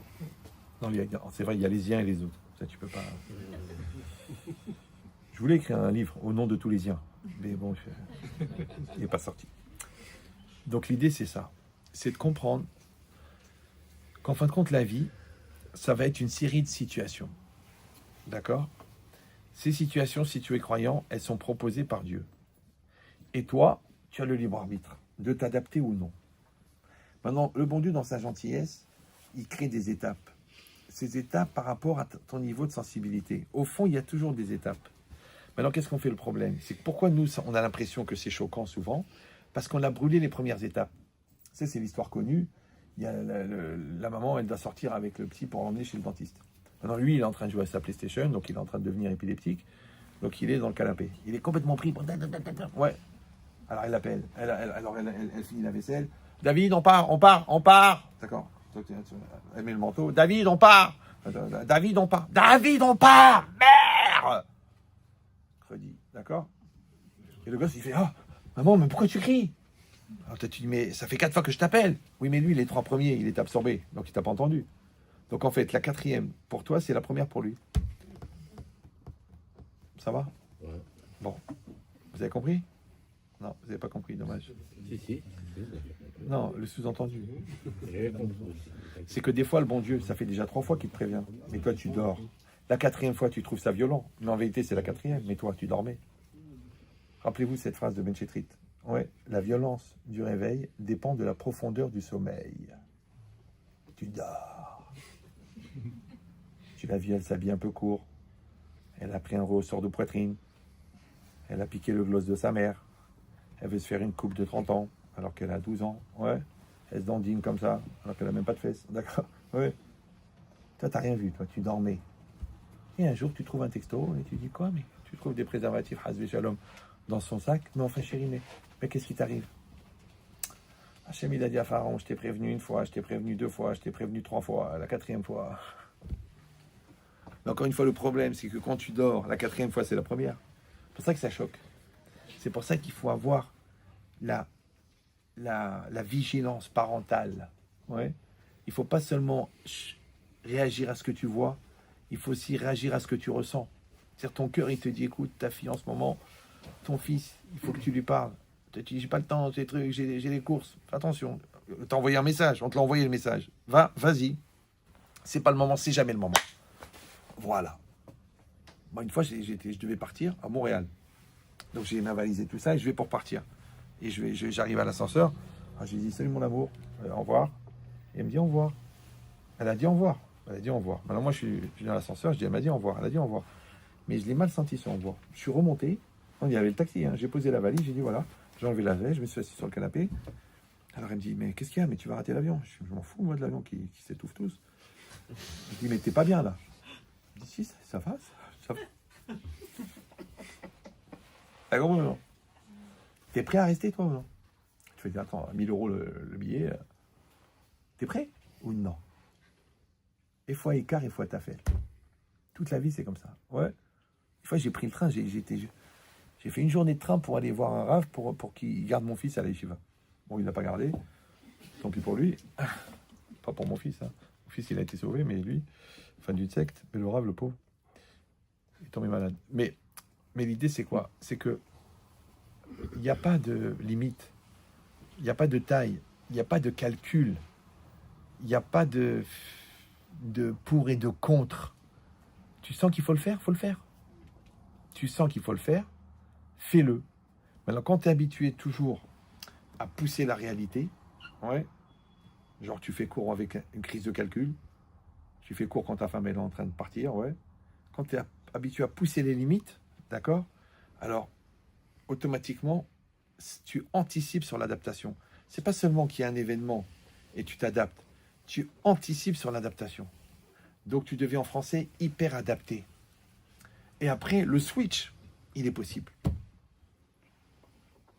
Même Rabbi David Plutôt, il m'a dit, comment tu fais court avec ça dans la tête? Je lui ai dit, mais avec ma femme, tout ce qu'on s'est battu, c'est justement pour pouvoir assumer des situations comme ça. Donc si à la première situation, tu t'écroules, alors tout le travail que tu as fait avant, il ne sert à rien. Et bien, c'est comme ça. C'est-à-dire que tu dis, quand tu évites, ça ne marchera jamais, c'est pas possible, c'est qu'est-ce qui fait le bon Dieu, où il était, avec tout ce qu'on a prié, tout ça. Mais si tu fais le contraire, tu dis, Baruch Hashem, on a prié, Baruch Hashem, il y a eu des milliers de téinim, Baruch Hashem, il y a eu beaucoup de mitzvot, il y a eu beaucoup de teshuva, il y a eu beaucoup. Et bon, le bon Dieu, il a décidé autrement, mais c'est pas grave. On s'adapte, c'est ça la capacité d'adaptation. On s'adapte. Tu voulais que l'enfant il soit à Talmid Chacham et il est pizzaiolo. Tu l'aimes, hein? Tu dis non, je suis très déçu, c'est pas ce que je voulais. Tu vois, ça c'est ton chinour à toi, pourri, là, de superficiel. Non. L'enfant, il vient des deux, faut le savoir. Et à part ça, même si on est des deux de sadikim, il a quand même un libre arbitre. La question, c'est lui, il a le libre arbitre de faire le bien ou le mal. Et toi, tu as le libre arbitre de continuer à l'aimer ou non? Tu peux dire, je suis déçu. Tu peux. Mais tu as parlé pour rien. Pourquoi tu vas le tuer? Non. Alors ferme-la. Les gens disent, oui, mais c'est dur quand même. Parce qu'on a quand même un ressenti. Et puis, il faut bien qu'on s'exprime. Hein, il faut que ça sorte. Ok. Alors, on a créé des psys, on a créé des toilettes. On a créé des téléphones. Tu fais un numéro au hasard. Tu mets toutes les insultes du monde et tu raccroches. Et le lendemain, dans le Parisien, encore un suicide inopiné. Bon, c'est une image, hein, c'est pas une halakha. Mais c'est juste que la cocotte minute, elle produit des choses extraordinaires. Avant, il fallait 7 heures pour cuire, maintenant, ça cuit en 20 minutes. Mais parce qu'il y a de la pression. D'accord? Parce que les parois sont en acier. Parce que l'eau, elle monte à une très haute température. Parce que la pression, elle met sous pression toutes les molécules de la viande. Mais il y a quand même une soupape. Tu peux pas ouvrir comme ça. Faut sortir le... Faut lâcher la pression. Maintenant, si tu mets pas de couvercle, c'est vrai, ça peut cuire. Bon, ça va mettre 7 heures. Bon. Si tu mets la pression, il n'y a pas de soupape, ça va exploser. Tu ouvres d'un seul coup. On a retrouvé des morceaux dans la salle de bain. Pourtant, elle est à l'autre bout de l'appartement. Donc, la pression, c'est ce qui fait avancer. Relâcher la pression, c'est ce qui fait l'adaptation. Maintenant, tu as compris qu'il faut être en acier pour accepter la pression. Et il faut avoir une politique de gestion de la pression avec des soupapes de décompression. Donc, tu dors la nuit, tu passes des moments avec les gens que tu aimes, tu joues du piano, tu fais du sport, tu te détends devant ta Gemara, tu fais 1 heure de Tehillim. Chacun, il va trouver son système de décompression. Ouais. Mais s'il n'y a pas de décompression, ça explose. Obligé. Maintenant, s'il n'y a que de la pression, ça explose aussi. Ouais. Et s'il n'y a pas de pression, tu sais ce qui est dégoûtant? C'est une boisson gazeuse sans gaz. Il n'y a pas pire. Connaisseur. Ouais. Ça s'appelle Coca Halola. Tu dis, mais il n'y a pas de gaz. Ça va, c'est bon, c'est sucré, mais il n'y a pas de gaz. Tu as envie le gaz, tu as envie que ça t'arrache là. Ouais. Et glacé. Frappé, glacé, gazeux. On met chaud et pas gazeux, tu dis, je vais mourir. Et ben, c'est pareil dans le couple. Il y a du gaz. Il y a du gaz. Parce qu'il y a de la passion, il y a de l'excitation, il y a de la proximité, il y a de la complicité. Mais si c'est tiède et non gazeux, ça s'appelle la routine. C'est une maladie très grave. L'enfant, c'est pareil. Mais il n'arrête pas de poser des questions. Ok, mais parce qu'il est piquard, il est intelligent, il est curieux. L'autre, il ne pose jamais de questions. Regarde le bœuf. Maman, fais faim. Fais faim. En fait, tu crois que c'est un enfant, c'est un tube digestif. Ils ont réussi à lui greffer une bouche. Il pense qu'à bouffer. Ça fait de la peine. Je comprends pas. Le père, il était grand rabbin de Baba. Le grand-père, il était Mekoubal à Marrakech. Et l'autre, fais faim. Mais faim. 110 kilos à 8 ans, tu dis quand même, pour y penser à autre chose. C'est ça l'idée. C'est que, bon, c'est des images tout ça, hein, vous avez compris. Mais c'est pour dire que il y a une réalité, encore une fois, elle n'est pas toujours la meilleure de ce qu'on voudrait, et il y a une personne en face de cette réalité. Et la personne en face de cette réalité, c'est toi. Et toi, tu vas décider, est-ce que tu vas t'adapter ou non. Alors, je vous donne une image, après je vous laisse tranquille, parce que là, ça fait 1h24. Donc, vous êtes en train de craquer, lui, il va exploser. Donc, je vous donne l'image. Si je veux rentrer dans la piscine, vous savez comment ça se passe. En été, il fait très chaud. Il fait 35, il fait une chaleur de malade. Et vous dites, je vais aller à la piscine, je vais faire un kiff. Vous avez 1 heure d'embouteillage entre Monaco et Juan-les-Pins. Ouais. Vous êtes en sueur, la clim, elle est morte, évidemment, c'est normal. Vous arrivez, vous rêvez de la piscine. Vous rêvez de la piscine, vous rêvez de la piscine. Bon. Alors, la piscine, en été, elle n'est pas chauffée. D'accord? Pour manque de peau, ce matin, c'était un peu couvert, donc la piscine n'a pas chauffé. Donc là, vous arrivez, vous êtes prêts, vous avez déchiré tous les habits, vous êtes prêts à plonger. Et quand même, votre instinct, il vous dit, bon, essaye, mettre le pied. Tu mets le pied. Ah, ouf, elle est froide. elle est très froide. Je dis, pourquoi elle est froide? Parce qu'il fait très chaud dehors. Donc la piscine, elle est froide. Parce que s'il fait 35, l'eau, elle n'est pas à 35. D'accord. Même si l'eau, elle est à 25, c'est froid par rapport à 35. Donc il fait chaud en dehors de la piscine, il fait froid dans la piscine. Ok. Tu te chauffes, les enfants, ils disent, allez papa, un peu de courage, alors un peu de gava, un peu de tahava, tu plonges. Ouais. Ah non, d'abord, avant de rentrer, tu fais des pompes, tu te réchauffes, tu trucs et tout ça, et après tu plonges. Et quand tu plonges, ouais, tout de suite, tu nages. Du coup, elle est bonne. Ah, elle est bonne. Venez les enfants. Non, papa, elle est froide, on te charriait, tout ça, on voulait pas rentrer, elle est trop chaude, elle est trop froide et tout ça. Et tu dis, je comprends pas. Ah, tu réfléchis, je comprends pas. Quand j'étais en dehors de la piscine, il faisait chaud en dehors de la piscine, mais il faisait froid dans la piscine. Maintenant, je suis dans la piscine, elle est bonne, donc il fait bon dans la piscine. Je vais pour sortir, il y a un petit coup de vent, du coup il fait froid. Donc il fait froid en dehors de la piscine, et il fait bon dans la piscine. Tout à l'heure, il faisait chaud en dehors de la piscine, il fait froid dans la piscine. Et dis-moi, la vie, elle est folle ou quoi? Donc toi, tu es à l'école juive, tu te dis, oh là là, comment je vais faire en médecine et tout ça. Tu rentres là-bas, ah, c'est froid. Maintenant, tu es bien dans le bain, il y a le mec, le nouveau, il arrive en première année. Il t'angoisse, il dit, oh là là, j'étais bien, il venait, maintenant, c'est l'ambiance pathos, c'est tout ça. Il dit, mais non, tu vas voir, tu vas t'arranger, tu vas truquer, le prof, c'est Cohen, le surveillant général, c'est trucs. Ouais, finalement, tu es dans le bain, on dit en français. Ouais. Donc, tu as compris qu'il y a toujours un temps d'adaptation. Dans l'appréhension, avant l'adaptation, ouais, et l'appréhension de changer, après tu t'es adapté. Donc c'est quoi le secret? C'est l'adaptation. Toujours prenez l'exemple, le bain polaire, ou je sais pas comment ça s'appelle. Non, les gens qui se baignent dans l'eau glacée. Ils cassent la glace, et le bain d'hiver, le premier bain, ils appellent ça, je sais pas quoi. Le mec, il est en slip, ils ont cassé la glace. Sacom, c'est une marque. Ouais. Ils rentrent dedans. Moi, je suis très sensible. Une fois, j'étais dans un mikvé au Canada qui n'était pas chauffé. J'ai mis le pied, j'ai l'agendas. C'est quand tu prends une grosse cuillère d'agendas ou de glace, ça te prend la tac. Mais là, j'ai mis le doigt de pied, ça m'est monté. Moi, il faisait moins 20 devant. Hein. Bon, j'ai dit, je vais mourir. Mais comme je devais aller voir un grand rave, et ce rave-là, on ne pouvait pas lui toucher la main sans le mikvé, j'ai dit, je vais crier la mort, n'ayez pas peur, mais je vais rentrer. Je suis rentré. Et c'est pour dire que, en fin de compte, si tu es motivé à rentrer, si tu veux rentrer, l'eau elle est chaude. Si tu fais des pompes, l'eau elle est chaude. Et surtout, si tu nages, l'eau elle est chaude. Donc rentrer dans le couple, c'est pas facile, il faut nager. Rentrer dans l'éducation, c'est pas facile, il faut nager. Rentrer dans le travail, il faut nager, lève tes coudes. Rentrer dans la Torah, il faut nager. Ah, si tu commences, oui, mais c'est toi en arabien. Et le Rav, je comprends pas ce qu'il dit. Et je suis obligé de réviser. Et puis moi, je suis assis, j'écoute. En plus, c'est moi qui ai payé le cours. Attends, c'est bon, ça suffit. Oh, toi, tu vas aller au Lababa des Serfas. D'accord? Non, la personne.